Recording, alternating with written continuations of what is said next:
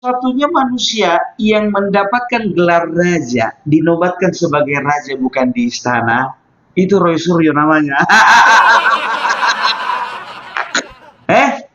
Tahu di mana dia dinobatkan sebagai raja? Di stasiun TV. Roy Suryo adalah satu-satunya raja yang dinobatkan di stasiun TV. Orang biasanya di istana, diikuti oleh abdi dalam, setelah itu jajaran istana, setelah itu rakyat, kan begitu. Begitu dinobatkan kan begitu, ada tepuk tangan dari masyarakat. Ini enggak, tepuk tangannya dari penonton televisi. Aduh. Kita lihat dulu. Disingkat ya Pak, dipersingkat Kanjeng Mas Kanjeng Raden Mas Tumenggung Roy Suryo Noto di. Ini asli ya Pak ya, sertifikatnya asli ya? Asli. Jadi mohon maaf yang mulia, saya panggil yang mulia karena salah satu raja. Oh jadi, ya. Jadi yang mulia sekarang? Yang mulia dia ada juga salah satu juga darah biru di Republik ini. Oke. Karena nama Kanjeng Raden Mas Tumenggung Roy Suryo Noto di Projo. Maka saya berhak. Sebentar dulu. Kalau misalnya seseorang diangkat jadi raja, emang ada sertifikatnya? Aku nggak pernah melihat, ya kan, raja atau Sultan Pakubuwono begitu dilantik menjadi raja, pangerannya jadi raja dikasih sertifikat. Nggak ada. Aku yakin juga Sultan Hamengkubuwono begitu menobatkan anaknya menjadi raja nggak pakai sertifikat. Ada aja ini. Siapa sih ini? Di dalam acara rakyat bersuara, Roy Suryo dinobatkan sebagai Raja Guatalu. Aduh, mulailah mempermainkan budaya.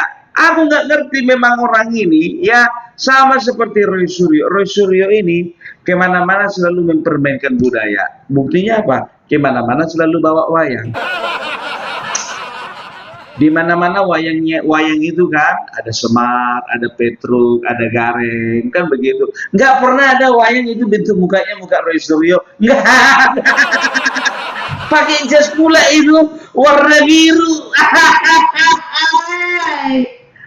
Kau rusak budaya Roy Suryo.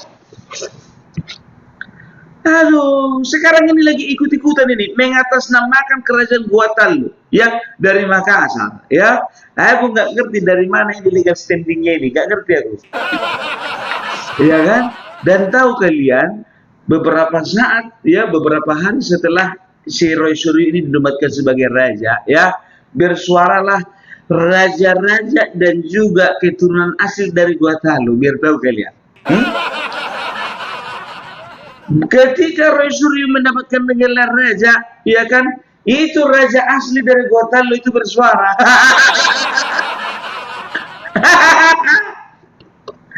Enak kali dia dapat gelar. Aduh, ya. Nih, kita lihat dulu nih. Ini dia nih. Warahmatullahi wabarakatuh. Warahmatullahi wabarakatuh. Salam budaya. Majelis Musyawarah Rakyat Pemerintah Pemerhati Adat, Istiadat, Budaya dan Sejarah. Yang kami hormati Bapak Roy Suryo, yang kami hormati Bapak Jalaluddin atau Saudara Gentel. Kami telah mengikuti dan menyimak pada hari Rabu tanggal 26 November tahun 2025 dalam tayangan langsung acara rakyat bersuara pukul 21.15 kurang lebih yang menghadirkan narasumber Andi Aswan dan Bapak Roy Suryo dengan item perdebatan ijazah Jokowi mantan Bapak Presiden Republik Indonesia. Dalam acara rakyat bersuara dipandu Saudara Aiman. Dalam acara tersebut salah satu audiens tampil dalam sela-sela rakyat bersuara atas nama Jalaluddin alias Saudara Gentel yang mengenakan pakaian adat tradisional serta kain penutup kepala tradisional suku Makassar yang disebut Pasapu atau Patondro. 3. Jamaluddin alias Lidl dalam pernyataannya sesuai dalam skrip terlampir mengakui dirinya sebagai panglima adat dari Pani, salah sebuah ormas. 2. Sebagai suku Bugis dan suku Makassar dalam hal ini atas nama. 3. Sebagai salah satu pemangku adat kerajaan Gua Tallo. 4. Melakukan pemberian sertifikat kepada salah satu narasumber yakni Bapak Roy Suryo, yang mana sertifikat tersebut diatasnamakan dirinya sebagai pemangku adat kerajaan Gua Tallo. 5. Penyerahan baik pusaka jenis gecong, jenis pusaka Bugis, dan pemakaian patondro kepada salah satu narasumber Bapak Roy Suryo, kain penutup kepala tradisional suku Makassar. Menyikapi pernyataan kami sebagai berikut. Majelis Musyawarah Pemerhati Adat Budaya dan Sejarah dengan ini mengecam tindakan dan sikap salah satu audiens acara rakyat bersuara yaitu saudara Jamaluddin alias Lidl yang kami anggap melampaui batas adat dan istiadat suku Makassar dan suku Bugis. 2. Majelis Musyawarah Pemerhati Adat Budaya dan Sejarah dengan ini mengutuk tindakan dan sikap Jamaluddin alias Lidl yang mengklaim dirinya sebagai pemangku adat kerajaan Gua Tallo. 3. Majelis Musyawarah Pemerhati Adat, Istiadat, Budaya dan Sejarah yang terlibat bersama tangan di pernyataan sikap ini tidak melibatkan diri dalam persoalan ini dalam ranah politik dan hukum. Kami berintegritas hanya pada ranah adat istiadat, budaya serta sejarah.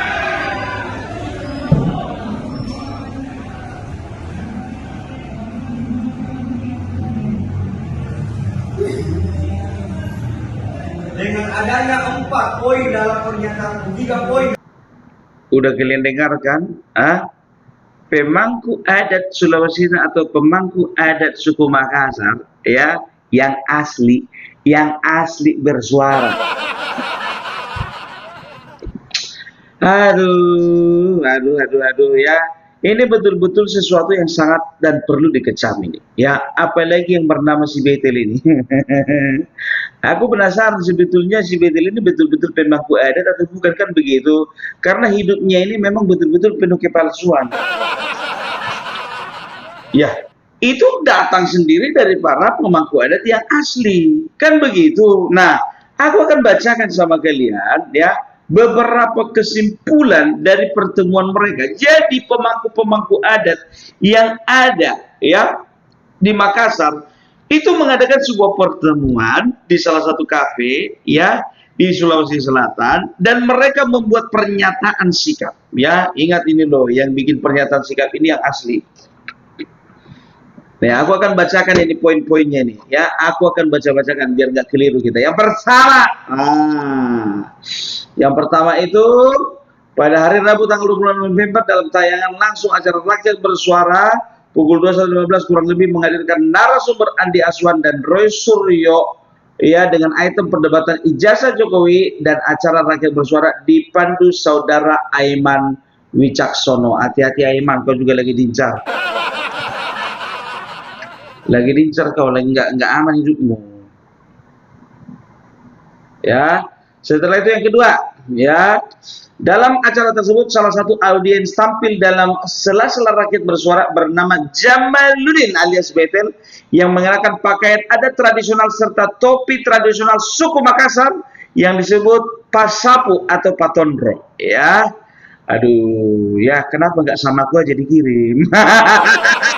Sama aku dikirim lebih bermartabat daripada masih Suryo.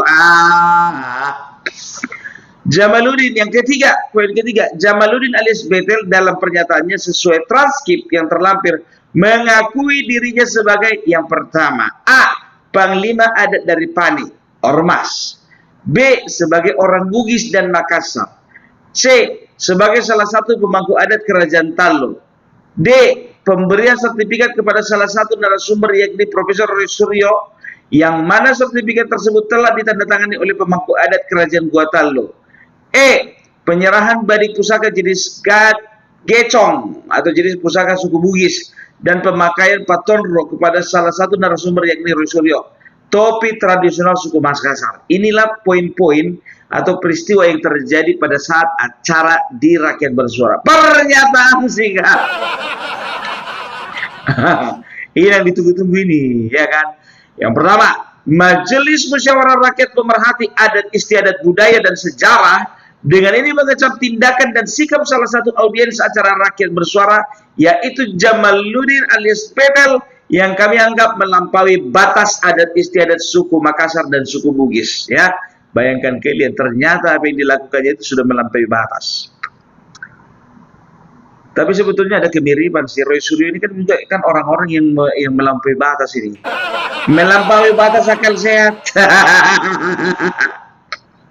Yang kedua, Majelis Musyawarah Rakyat Pemerhati Adat Istiadat Budaya dan Sejarah dengan ini mengutuk tindakan cocok.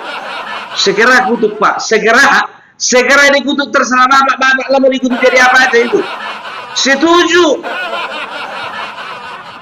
Ya, mau dikutuk jadi batu, oke. Mau dikutuk jadi rice cooker, boleh. Mau dikutuk itu jadi air galon, boleh.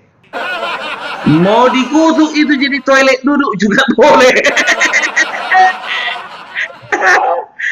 Aduh, Majelis Musyawarah Rakyat ini mengutuk tindakan dan sikap Jamaluddin alias Betel yang mengklaim dirinya sebagai pemangku adat Kerajaan Gua Tallo. Ya, dari sini kita bisa lihat, bisa nilai bahwasanya apa yang dilakukan oleh Betel tersebut yaitu adalah hasil dari pikirannya sendiri, tidak mewakili pihak manapun. Karena apa? Pemangku adat yang asli mengutuk. Om Betel dibayar berapa sih? Yang ketiga, Majelis Musyawarah Rakyat Pemerhati Adat Istiadat Budaya dan Sejarah dengan ini menyesalkan tindakan dan sikap Jamaluddin alias Betel yang telah menyesatkan opini publik khususnya pada dua benda sebagai identitas suku Makassar dan suku Bugis, yaitu pasapu atau patonro serta badik jenis gecong dengan menyerahkan kepada oknum Roy Suryo yang tengah berperkara dalam status hukum. Ya, jadi bisa dikatakan mereka tidak terima. Ya, ada dua yang merupakan simbol kehormatan suku Makassar dan suku Bugis diserahkan kepada tersangka. Aku jujur saja aku bilang, janganlah patonro, jangankan patonro itu diletakkan di kepala, itu adalah simbol kemuliaan, ya, karena letaknya di atas. Dan juga badik itu di dalam suku Makassar atau Bugis itu tanda sebagai simbol keberanian. Kan begitu, ya jujur aku bilang, kalau aku sebagai orang Batak, ya, bukannya bilang apa, ya, ini aku taruh ke kepala si Roy Suryo ini. Lebih pantas ini ditaruh. Kenapa? Isi kepalanya kotor. Jadi kalau memijak kepalanya itu takut kaki kotor pakai sendal lah, ya kan begitu. Ini sendal hotel. Lebih pantas dia dikasih ini daripada patonro. Ini nih. Lentur, kayak pembalut. aduh, nggak pantas dia itu menerima kehormatan, nggak pantas. Maaf, aku bukan menghina, tidak. Dasarnya apa?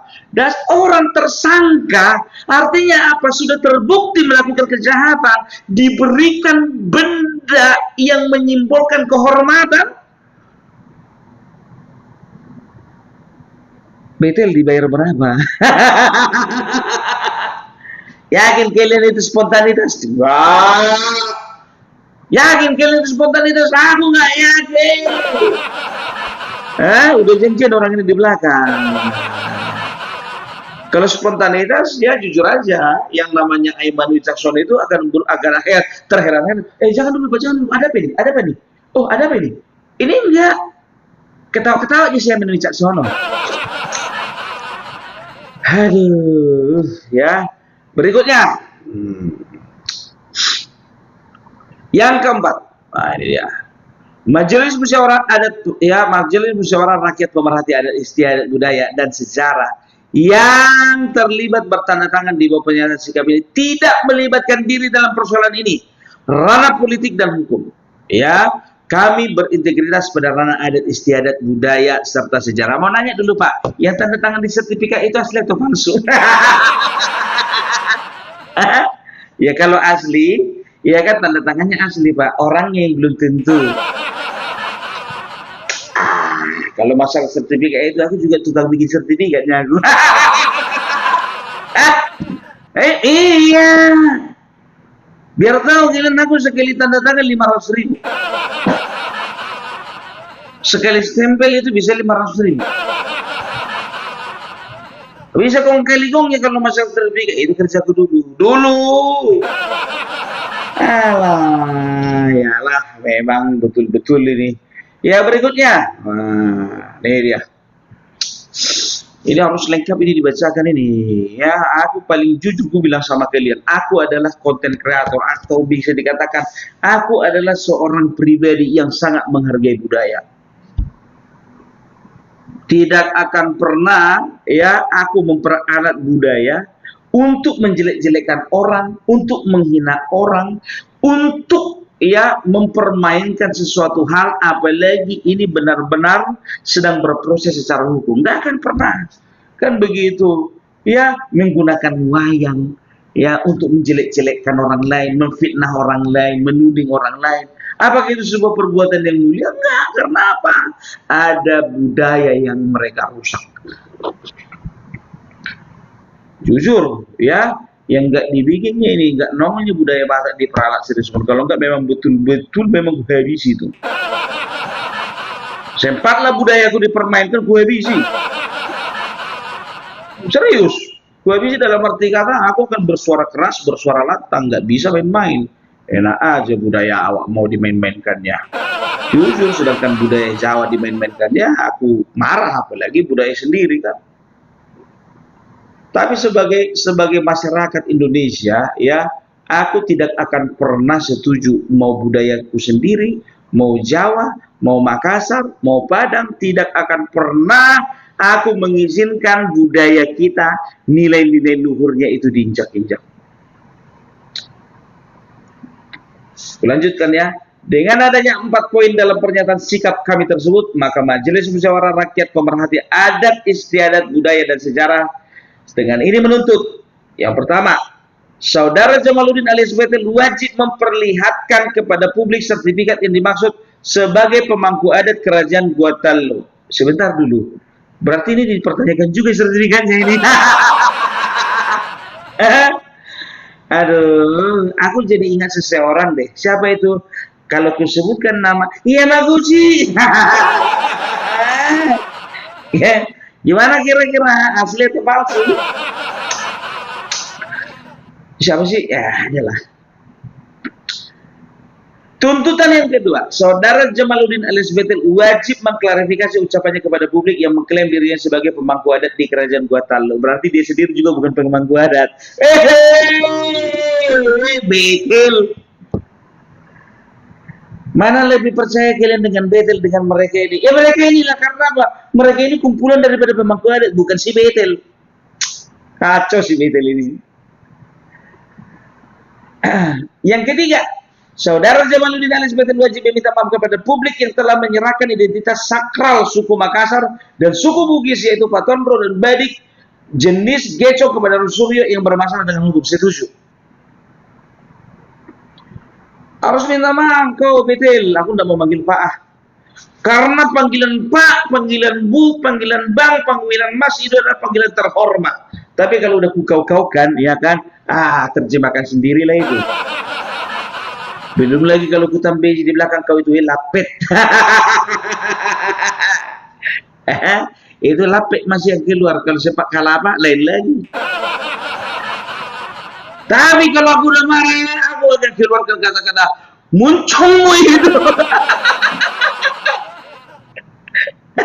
Lampimu cocote. Yang keempat ya, Saudara Jamaludin alias Betel wajib meminta maaf sekaligus klarifikasi kepada publik dalam 2 kali 24 jam melalui semua media sosial. Sebab masalah ini adalah masalah persoalan yang tidak main-main, dan bagi Saudara Jamaludin pasti sudah memahami konsekuensinya. Demikian isi dari pernyataan sikap dan tuntutan Majelis Musyawarah Rakyat Pemerhati Adat Istiadat Budaya dan Sejarah. 2 kali 24 jam. Ya, ini surat kuterima ini kemarin ini. Berarti masih ada waktu 1 hari lagi. 1 hari lagi ya. Kau tahu enggak kalian? Aku dapat aku dapat satu video yang menunjukkan ya kalau si Betel ini ternyata memang pembenci Joko Widodo sebelumnya. Dia itu pembenci Jokowi. Betul, ya, dengarkan ini ya, dengarkan ini. Panglima Pasukan Adat Nusantara Indonesia. Cie. Kemarin ibu mengenai orang ini menuntut supaya Sylvester ditangkap, ikut-ikutan dia bersuara. Bukan cuma bersuara, ya, dia kasih juga bedi gitu kepada kejaksaan. Beli di mana, Pak? Hah? Ya boleh, tapi jangan karena tendensius, karena hanya ingin memperlihatkan bahwasanya kau itu seolah-olah punya power, kau giliran kau kasih lebih. Tahu kalian, ya, ada juga pernyataan yang mengatakan bahwasanya dia juga pengen kasih badik sama Bapak Purbaya. Semor kok kasih badik. Aduh, nggak perlu simbolis begitulah. Ya, jangan kau umbar dan jangan terlalu remeh. Itu pusaka, itu adalah simbol sakral. Ini mau kau kasih ke sana, kasih ke sana, kasih ke sana, kasih ke sana. Ada pertimbangan enggak? Itu boleh. Sama kejaksaan, oke, setuju aku. Sama kejaksaan mau kau kasih, ya, setuju. Ya, sama Purbaya kau kasih, setuju. Sama Bapak Prabowo juga kalau misalnya mau kau kasih, setuju. Ini Suryo. Dasare apa? Cocok. Kau ngomong kasar itu pun cocok. Apa aku bilang ucoknya? Aku bilang ucok. Karena sifat kayak gini sifat kekanak-kanakan, ikut-ikutan. Kelompok Roy Suryo memburu kemana Sylvester Matutina, ikut-ikutan juga dia. Leset orang ini saat ini, ya.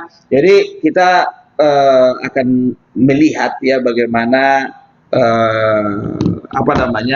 para pemangku adat dan juga orang-orang yang berada di dalam organisasi resmi ya dari suku Masar atau suku Makassar dan suku Bugis ini akan menanggapi serius ini, karena Om Betel ini ya sudah memperalat simbol-simbol suci, simbol-simbol sakral dari sebuah suku ya untuk dipermainkan.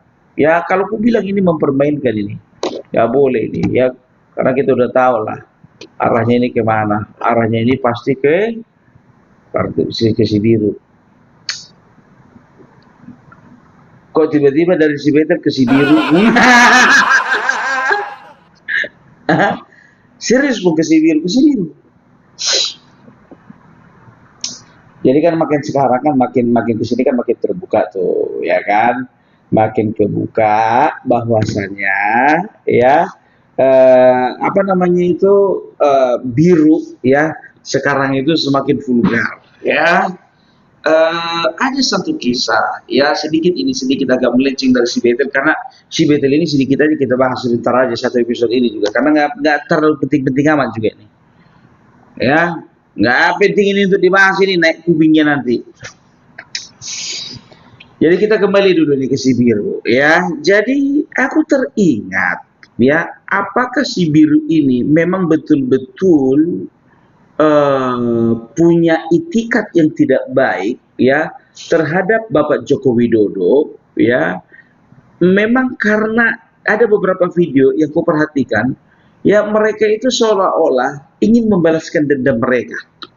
Ya, dendam apa itu? Yang pertama, ya, masih ingat aku tahun 2021, ya, mereka terbagi atau terbelah ya di dalam Demokrat sendiri, ya, sehingga Demokrat versi ya lawan daripada AHY, ya, mereka itu apa namanya, bukan mengambil ya, mereka itu seperti menunjuk ya, mereka menunjuk Muldoko sebagai ketua umum gitu loh, sebagai ketua umum. Karena apa? Karena mereka berpikir bahwasanya AHY ya tidak pantas untuk menjadi ketua umum. Nah, sebetulnya ini akar permasalahannya itu dari tahun 2015.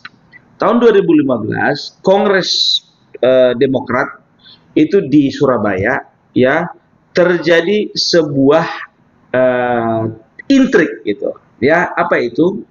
Mereka melihat SBY mengubah secara sepihak anggaran dasar, anggaran rumah tangga, dan juga SBY mendudukkan anak-anaknya di posisi-posisi strategis, kan begitu. Padahal sebetulnya mereka menilai ya ada orang yang lebih layak daripada anaknya. Nah, 2015 mereka melihat ada trik daripada Bapak SBY sehingga mereka itu ketika tahun 2021 ya, mereka itu sebagai puncak kemarahan mereka bikinlah kongres luar biasa ya. Mereka bikin kongres luar biasa di Deli Serdang, Sumatera Utara. 2015 di Surabaya, 2021 mereka bikin di Deli Serdang, KLB, kongres luar biasa. Dan di situ mereka menunjuk Muldoko sebagai ketua umum ya, versi tandingannya dari AHY, kan begitu. Nah, bertarunglah mereka untuk mendapatkan legalitas, kan begitu. Nah, kalau AHY itu udah nggak disangsikan lagi, legalitasnya memang betul-betul lengkap, kan begitu. Nah, Muldoko ya dinyatakan kalah ya, walaupun mereka itu menggugat. Yang pertama mereka itu menggugat ke PT UN, yang kedua terakhir mereka menggugat ke MA dan kalah gitu. Jadi dari Kemenkum digugat ke PT UN, setelah itu digugat lagi ke MA, kalah ya. Nah, pada akhirnya tahun 2023 clearlah permasalahan bahwasanya AHY ya ditentukan sebagai ketua umum resmi daripada Demokrat, dan kepengurusan yang sudah dibentuk AHY itu sah ya. Jadi Muldoko bisa dikatakan ya tidak sah secara hukum ya, tidak sah secara legalitas. Nah, Demokrat melihat ini ya ada campur tangan Bapak Joko Widodo ya, padahal sebetulnya tidak.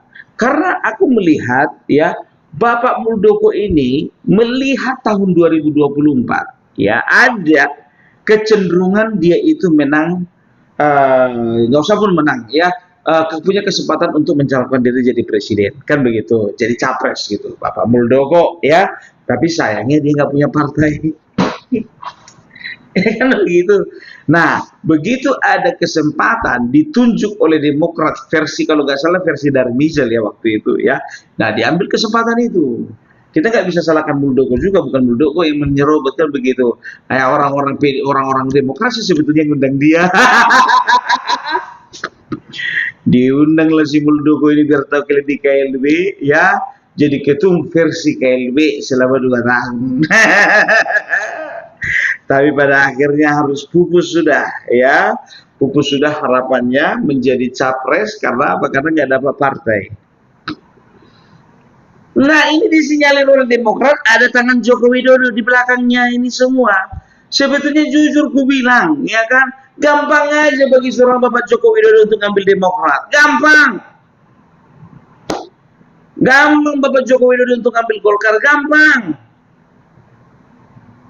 gampang Joko Widodo untuk ngambil Partai Umat, cuman nggak minat. Nggak seksi. Kalau Demokrat, PKB, apa namanya, Golkar ya masih seksi lah, masih punya nama Partai Umat. Nggak dulu geli. Maksudnya geli apa? Kok nggak boleh kayak gitu bersama Partai Umat? Ya geli lah, masa orang tua apa namanya Mbah Amin Rais itu nggak dihargai. Hargailah ya Mbah Amin Rais itu. Makanya Bapak, kalaupun contohnya aku juga jadi presiden, nggak akan mau aku ngambil Partai Umat. Betul, karena apa? Segan aku, sungkan aku, hormat aku sama Amin Rais. Karena bagiku dia adalah motivator lintas benua. Hidup Amin Rais. nah ya. Jadi gampang untuk mengambil partai, menyerobot partai itu oleh Bapak Jokowi itu gampang. Tapi enggak ada minat. Kalaupun Muldoko bertindak seperti itu, ya, itu adalah keinginan beliau. Bukan ada campur tangan Bapak Jokowi. Nggak perlu campur tangan, nggak perlu. Kalau mau bisa diambil, kan begitu. Tapi Bapak Jokowi dulu nggak begitu orangnya, ya kan? Nah, setelah itu ada lagi satu permasalahan. Itu permasalahan yang pertama. Yang kedua, ya, mereka itu seolah-olah punya hak gitu untuk membalas dendam. Yang kedua, ya, jadi tahun 2010, ya, 2010 waktu itu besannya SBY itu tersangkut kasus korupsi, kan begitu, tertangkap oleh KPK. Ketua KPK waktu itu Antasari Ashar. Besannya yang mana? Yang bernama Aulia Pohan. Siapa itu? Mertuanya Agus Ahaye. Ya, itu mertuanya. Nah SBY, ya, SBY ini bisa dikatakan karena besannya, ya kan, ya berusahalah dia untuk ya sebagai besan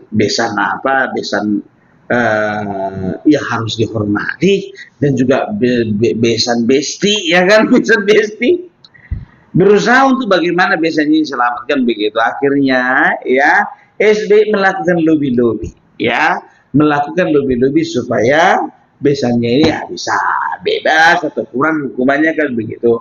Dan lobbynya itu, ya, SBY itu melobi ke Haritanu, ya kan begitu. Nggak tahu aku berhasil atau nggak, kayaknya nggak berhasil deh. Tetap harus dijalani itu, ya, nggak berhasil lobbynya itu. Nah, Antasari Ashar, ya, yang menangkap, ya, yang memproses Aulia Pohan, ya, walaupun kemarin dia akhirnya dipenjara juga, ya, pada masa pemerintahan Bapak Joko Widodo, ya, Antasari Ashar dibebaskan. Yang jadi pertanyaannya, Antasari Ashar itu dipenjara pada zaman presiden mana ya?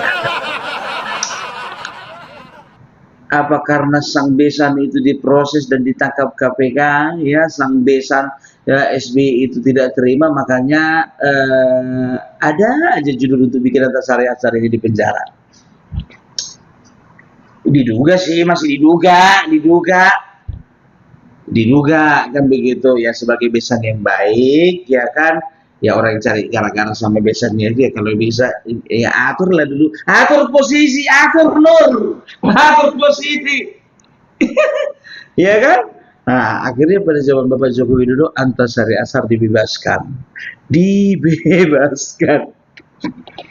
Gak tahu juga aku, ya, ini salah satu peristiwa yang memang betul-betul bikin Bapak SBY itu gregetan, ya, dan merasa punya hak untuk membalaskan dendam. Gak tahu juga.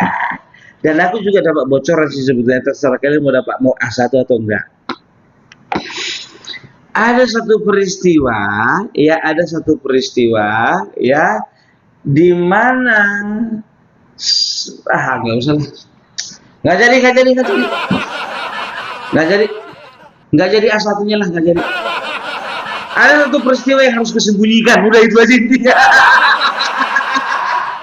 Nanti kacau kita. Iya kan? Ada peristiwa yang harus disembunyikan. Nggak mau aku apa di sini. Kalaupun keungkap ke permukaan, nantilah itu kapan-kapan lah itu. Nah, ini videonya nih, dengar ini ya. Sebelum penahanan Aulia Pohan, ada Haritanu Sudibyo yang datang ke rumah minta Aulia Pohan tidak ditahan. betul informasi? Saya kira lebih baik ditanyakan kepada orang yang disebut. Ya. Tadi Pak Antasari menyebut nama Pak Haritanu. Ya silahkan biar Pak Haritanu yang menjawab. Tapi apa reaksi SBY ketika besannya dibawa-bawa dalam kasus? Justru itulah. Limat ada Presiden Jokowi di sana. Apa reaksi Pak SBY? Apakah akan meminta maaf dengan Pak Jokowi? Time will tell. Nama-namanya? Time will tell. Saya kira bukan dalam posisi itu ya. Dan Pak SBY juga dalam posisi menyampaikan sebuah informasi itu loud and clear tadi. Karena tiba-tiba hari ini ada serangan dan sebutlah black campaign yang disampaikan oleh saudara Antasari, mantan narapidana yang baru saja mendapatkan gerasi dari Presiden Jokowi. Antasari Azhar jadi hantu dalam hidup SBY. Antasari mengeluarkan statement, esensinya menuduh dan menyerang saya, merusak nama saya. Sebenarnya sudah lama saya memperkirakan hal ini akan terjadi. Sepertinya ada misi untuk menyerang dan merusak nama saya, juga keluarga saya. Tujuan dan sasarannya jelas, saudara-saudara. Siapapun tahu agar nama SBY dan nama Agus Harimurti Yudhoyono rusak. Bukan mantan presiden ke-6 ya. Itulah yang sejuk itu kalimatnya, bahwa gunakanlah fasilitas medsos itu dengan benar. Yang cukup seperti itu, tidak usah bilang penguasa bikin hoax segala macam. Itu kan tidak bagus itu. Udah jelas. Nggak ku karang-karang ya. Hubung para belak mana pernah ngarang-ngarang cerita. Ya, jadi itu dulu ada hubung para belak. Udah capek aku ngoceh-ngoceh dari tadi. Udah lapar aku, udah jam makan malam ini. Masih di Jakarta biar tuh ini masih Jakarta. Sama masih gini nih, masih gini nih. Tengok kalian itu. Nah.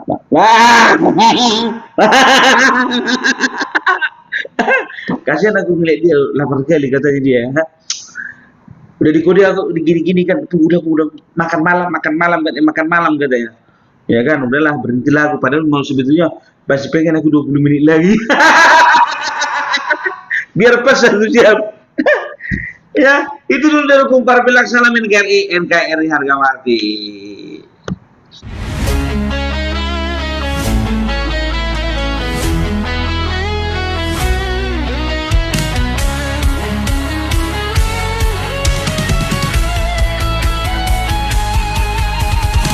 Dari utara sampai ke timur, suara jujur kini bergema.